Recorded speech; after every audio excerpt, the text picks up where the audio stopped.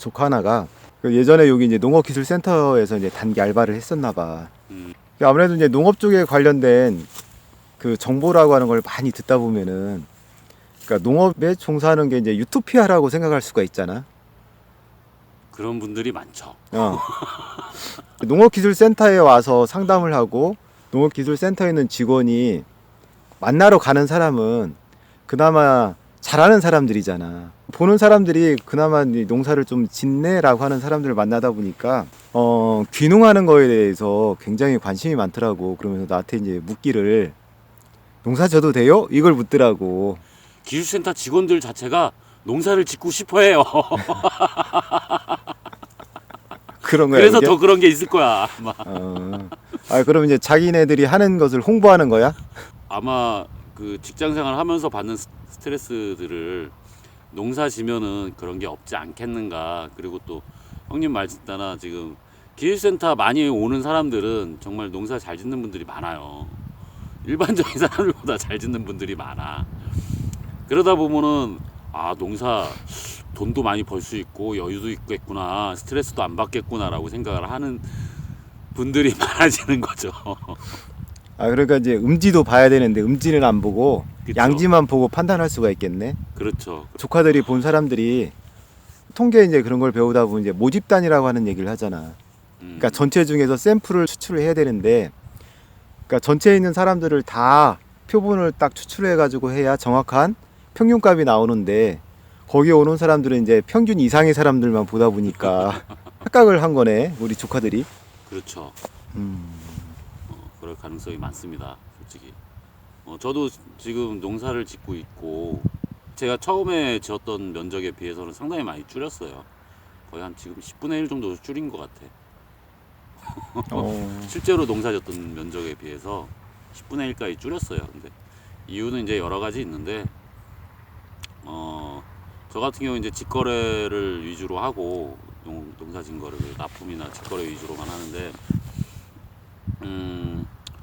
그런 걸 하다 보면은 많이 농사 짓다 보면은 사실 관리가 잘 안 되더라고요.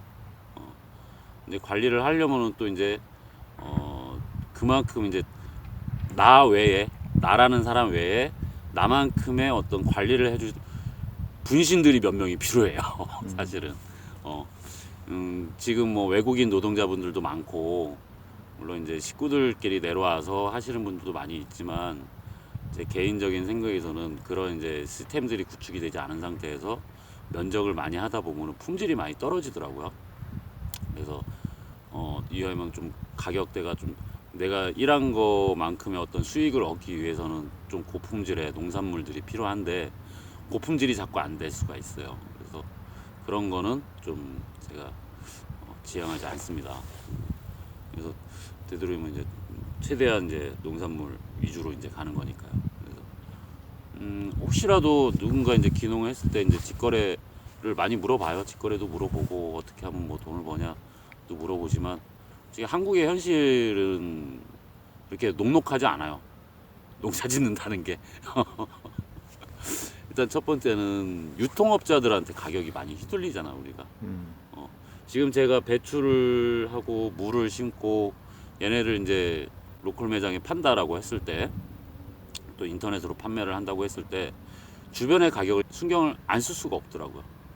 너무 비싸면은 분명히 안 팔릴 거고, 또 너무 싸면은 팔아도 돈이 안 될 것이고, 비싸서 안 팔리게 되면은 이것들은 생물이라 공산품처럼 뭐 1년씩 보관할 수 있는 게 아니고, 보관을 해봐야 기간은 상당히 짧아요. 내가 저온 창고가 있지 않는 이상에는. 근데 매장에다가 진열을 할 때 그거를 저온 창고에 넣어주진 않습니다. 그냥 보통 매대 위에다가 올리죠. 올려놓으면은 보관 기간이 그렇게 길지 않아요. 안 팔리면은 결국에 반값 할인이라도 해야 돼. 그럴 때는 손실률이 커지겠죠. 계속 안 팔리게 되면은. 그 또 맛이 없으면 또 안 팔릴 것이고. 그런 이제 단점이 좀 있어요. 얘기를 듣다 보니까 그 농업에 종사하는 사람들이 그 리스크라고 하는 걸 굉장히 많이 떠안는 구조잖아. 엄청나게 떠안죠. 독박 쓸 수도 있어요. 거의. 그 공장이나 그런 데서 만드는 제품 아니면 상품 이런 것들은 다 제조원가가 얼마고, 그러니까 소주병 뒤에 봐도 이거 제조원가 얼마, 세금 얼마 붙여서 뭐 출고가 얼마다 이렇게 딱 나오는데, 나는 이제 그 농산물에 제조원가가 얼마다라고 써본 걸 한 번도 본 적이 없거든. 제조원가 실제로 거의 한 50% 들어갑니다. 50%. 어. 원가만요. 근데 예를 들어서 이제 소주 같은 경우는 그 물건을 생산하는 사람이 가격을 결정할 수 있는 힘이 있잖아. 근데 농산물 같은 경우는 물건을 생산하는 생산자가 가격을 결정할 수 있는 힘이 없거든. 그렇죠. 만약에 이제 농산물을 생산하는 사람이 내 가격이라고 하는 걸 내가 스스로 책정할 수 있는 힘이 있다 그런다면은 나는 농사를 하는 것도 좀 괜찮다라고 생각을 하는데, 근데 지금 우리나라 이제 구조상 보면은 가격 결정력이 농부에게 있는 사람은 이제 극소수에 해당하고, 나머지 대부분은 가격을 결정할 수 있는 힘이 없는데, 그런 거 봐서는 이제 농사를 지으러 온다, 귀농한다, 그건 좀 어려운 얘기처럼 들리거든. 정말 힘든 일이에요. 그런 부분은. 지금 형님이 얘기했듯이 가격 결정권을 어떤 극소수가 가지고 있다라고 얘기를 하는데, 그것도 정말 극소수입니다. 그걸 가질 수 있는 사람들의 일단 기준이라는 게 뭐냐면은,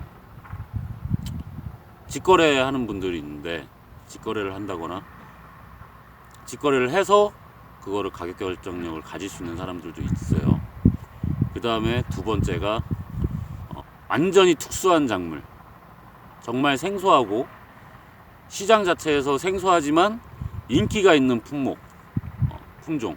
딸기를 예를 들자면은, 딸기에 보통 일반적으로 먹는 딸기가 서량이다. 지금 90% 가까이를 서량을 재배를 하는데, 그 중에 0.1%의 킹스베리가 나왔다. 맛도 좋고 크기도 좋고 향도 좋아. 사람들은 선호를 할 것이고 선호를 하고 있고, 그래서 그 가격을 어느 정도 서량에 비해서 높게 받을 수 있는 상황이 됐죠. 그리고 그렇게 지금 진행이 되고 있고요. 그런 경우가 아니면 사실 어렵습니다. 근데 또 그런 특수한 작물들이 저거 좀 돈 좀 버는 것 같은데 금방 퍼져버려요. 그래서 그 기간이 길지 않아요, 사실은. 그런 현상이 있고요. 그리고 직거래도 마찬가지고, 직거래도 내가 파는 거의 가격을 다른 사람들이 얼마에 팔고 있는지, 그 다음에 경매 가격이 얼마이고 실제로 마트에서 얼마에 유통되고 있는지, 그런 것들을 다 체크를 해봐요. 그래서 제가 마트를 가면은 일단 대형마트를 갔을 때 물건을 사러 가는 목적보다도 가격대를 보러 가는 경우가 더 많아요, 사실은. 그냥 들려요. 뭐 특별히 살 건 없지만 들려서 새로운 상품이 있다거나 아니면 새로운 포장 방법들, 그리고 특수한 작물들이 나왔다 그러면 그런 거는 제가 사진을 찍어 놓고서 저런 거는 어떻게 재배를 하고 어떻게 포장을 했을까에 대해서 고민을 좀 하거든요. 근데 그런 것들을 보게 될 수밖에 없어요. 직거래를 하려면은. 나만 독고다이로 계속 팔 수가 없잖아. 어떤 가격을 결정을 해서. 그리고 물건을 내 스스로만 이것만 있어! 내 거 최고야! 우리 농사짓는 사람들 그래요. 다 이 집 저 집 가면은 야! 내 오이가 최고야! 내 딸기가 최고야! 그래. 근데 막상 제가 이렇게 쭉 여러 군데를 돌아보고, 또 이제 귀농하신 분들도 이제 이 하우스 저 하우스 돌아보면 큰 차이 없잖아요. 또 정말 약간의 차이 납니다. 약간의 차이. 그래서 그런 것들이 참 어려운 부분인 것 같아요. 개인 농가가 차별화를 시킨다라고 하는 얘기잖아. 그렇죠. 차별화가 그러니까 필요하죠. 개별적으로 차별을 시켜서 혼자 자기 이제 브랜드를 만들어서 성공한다는 것은 확률적으로 너무 힘든 것 같아. 논산 같은 경우는 이제 킹스베리 장목반이 있잖아. 네. 근데 그게 저번에 얘기 들어보니까 한 농가가 120여 농가가 되어지고, 한 집에 이제 4동을 잡았을 때 대략 이제 한 500동 정도가 되는데, 500동이면 평수로 이제 한 10만 평 네. 이쪽 저쪽이 되어지는데, 예전에 그 신문을 하나 봤었는데, 광주에 농협에서 그 농업 관련 사업을 하는데, 뭐 이마트나 아니면 이제 홈플러스 그런 데하고 가격 교섭을 하려고 하면은 10만 평 이상의 농지가 존재를 해, 한 품목당. 그래야 다른 대형 유통업자들하고 교섭을 할 수 있고 가격 결정을 이쪽에서 할 수 있다라고 하는 얘기를 하더라고. 예, 그런 것을 이제 봤을 때 나는 이제 귀농을 꿈꾼다 그러면은 혼자 어디 가서 개척하려고 하지 말고 그나마 내가 생존할 수 있는 확률이 높은 데는 10만 평 이상 대규모 단지가 되어져 있는 장목반이 어디 있는가 그것을 잘 살펴봐서 거기에 한 1년, 2년 가서 현장 실습 받고 내가 열심히 일한다라고 하는 성실한 모습을 또 보여주고 내가 여기 와서 나중에 농업의 미래를 위해서 헌신적으로 일하겠다라고 하는 그런 모습을 좀 보여주면은 요즘에 장목반도 보면은 젊은 사람들이 온다 그러면 되게 좋아하잖아. 네. 그러니까 그러면은 귀농하는데 조금 수월하지 않을까 그런 생각이 좀 들더라고. 그렇죠. 그러니까 귀농하시는 분들이 그냥 막연하게 오셔가지고 대부분 이제 많은 분들이 지금 겨울기가 지나가고 있는데 여기가 뭐 시골이니까 어쩔 수 없습니다. 지금 시기에는 겨울기가 좀 많이 돌아다니는 시기야. 이 시골길이니까 지금 똥걸음 싣고서 지금 겨울기가 지나가고 있어. 정겹지 않나요? 겨울기 소리? 제가 이제 귀농한 지 이제 9년, 이제 10년이 다 돼가고 있는데요. 이렇게 아무래도 이제 어느 시간이 지나다 보니까 귀농하시는 분들을 많이 봤어요. 왔다가 또 가시는 분들도 봤고 또 정착하시는 분들도 봤는데 이거는 좀 안 하고 이것 좀 했으면 좋겠다라는 부분들이 뭐냐면은 막연하게 와가지고 무슨 뭐 그냥 단순히 나 딸기 농사 짓고 싶어요 그러면서 땅부터 알아보시는 분들이 많아요. 땅부터 사고 시설부터 짓고 그러고서 이제 그때 공부해가지고 막 이제 농사를 시작하시는 분들이 많은데 다른 농사들도 비슷합니다. 오이도 그렇고 딸기도 그렇고 고구마도 그렇고 막 성공하신 분들 분명히 있어요. 귀농하셔가지고 정말 농사 잘 짓고 수익 괜찮으신 분들도 많이 있습니다. 하지만 그렇지 않은 분들도 참 많다는 거예요. 많다는 거예요. 그게 그래서 어느 정도냐면은 농협에서 기농자금이 있어요. 그러니까 정부에서 나오는 이제 정부에서는 나오지만 돈은 농협에서 나옵니다. 신청서는 농협에다 내야 돼요. 그래서 기농자금, 후계농자금 대출을 해주고 있는데요. 이제 맥시멈이 3억이야. 최대 3억인데 이자만 내는 기간이 이제 짧게는 3년에서 길게는 5년입니다. 3년에서 5년 사이에 다시 도시로 가시는 분들이 많아요. 그건 뭐냐면은 이자만 내다가 원금 내려고 하면 힘들어요. 상당히 어려워. 저는 후계농으로 선정이 돼서 후계자금을 사용을 했는데 저도 만만치 않습니다. 엄청나게 어려워요. 쉽진 않아요. 이게 이거 그때 판단 미스인가? 라는 생각이 들 정도로 그렇게 만만한 상황들은 아닙니다. 특히 농사를 져서 내가 매년 일정한 금액을 낸다는 거. 저는 그래 시골에 오자마자 처음에 카드부터 잘랐어요. 신용카드부터 없앴습니다. 내가 다음 달에 얼마가 나올지를 정확하게 모르는 상태에서 신용카드는 완전히 독이라는 생각이 들더라고요.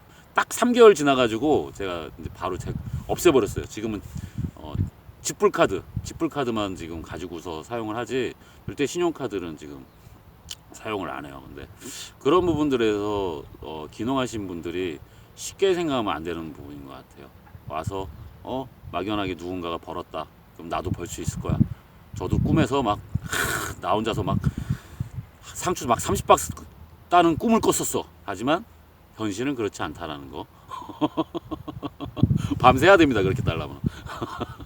저 같은 사람. 그러니까 그런 부분들을 좀 감안을 하시고요. 준비를 좀 잘 하셔서 무턱대고 와가지고 땅이나 시설을 지려고 하지 마시고 실제로 정말 제대로 된 장목반에 가서 아니면은 제대로 농사를 짓고 있는 분들한테 가서 실습 좀 하시고 짧게 뭐 한두 달 하고서 다 배웠어 이제 해볼 거야 그러지 마시고요. 최하 1년 이상을 봐보세요. 1년 이상 봤을 때 적당하게 내가 이거를 해도 되겠구나라는 판단이 들었을 때 실제로 귀농을 하셔가지고 농사를 지실 준비를 하시는 게 낫고요. 그리고 두 번째 좀 더 고민해야 될 부분은 뭐냐면은 어떤 분이 저번에 이제 그런 질문을 하셨어요. 딸기를 하고 싶은데 다른 지역에 가서 하고 싶다. 근데 그 지역에는 딸기 농가가 없다라는 말씀을 하시더라고요. 이 어떤 특용작물을 할 때는요, 특수작물입니다. 이것도 특수작물, 딸기나 오이나 메론, 수박, 상추 이런 건 다 특수작물이에요. 이런 것을 할 때 되게 그 고려를 해야 될 곳이 뭐냐면요, 그 지역에 어느 정도 그분들이 하고 있어야지만 내가 모를 때 배울 수 있고요, 잘못됐을 때 배울 수 있습니다. 빠르게 배울 수 있어요. 유튜브 갖고 배울 수 있는 거는 한도가 있습니다. 분명히 그 현장에서 기후와 토질에 따라서, 환경에 따라서, 산의 방향에 따라서, 해가 지는 시간에 따라서 내 작물은 얼마든지 바뀔 수가 있는데, 전혀 모르는 사람들한테 그걸 배워봐야 반밖에 못 배우는 겁니다. 그 지역 사람들한테 배우는 게 가장 빨라요. 그리고 꼭 그래서 되도록이면 그런 특수작물을 할 때는 이미 잘 하고 있는 지역에 붙어라, 제발. 제발 붙으세요. 자꾸 독고다이로 딴 데 가서 뭐 하려고 하지 말고.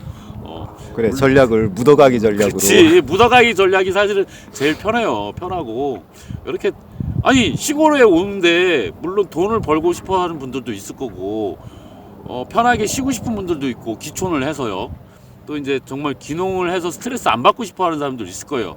하지만 내가 키워놓고서 못 팔고 제가 못 받으면요, 스트레스 받아요. 왜 안 받아? 당연히 받습니다. 엄청나게 스트레스 받을 수 있어요. 담배 끊었다가 피는 사람들 많이 봤습니다. 술도 많이 먹는 사람들도 봤고요. 그러니까 그런 것들 감안해서 항상 그 선택지를 여러 군데를 보고서 선택하시길 바래요. 괜히 내려와서 속쓰려갖고 병 걸려서 다시 올라가지 마시고요. 아셨죠? 항상 준비하시는데 잘 준비를 하시고요. 내려오실 생각이 있으신 분들은 잘 내려오시고, 또 텃밭 하시는 분들 올 계속 이제 항상 힘들다라고 얘기하시면서도 계속 꾸준하게 하시는 거 보면은 또 나름의 재미가 있겠죠. 항상 즐겁고 행복한 시간들 되시길 바랍니다. 감사합니다.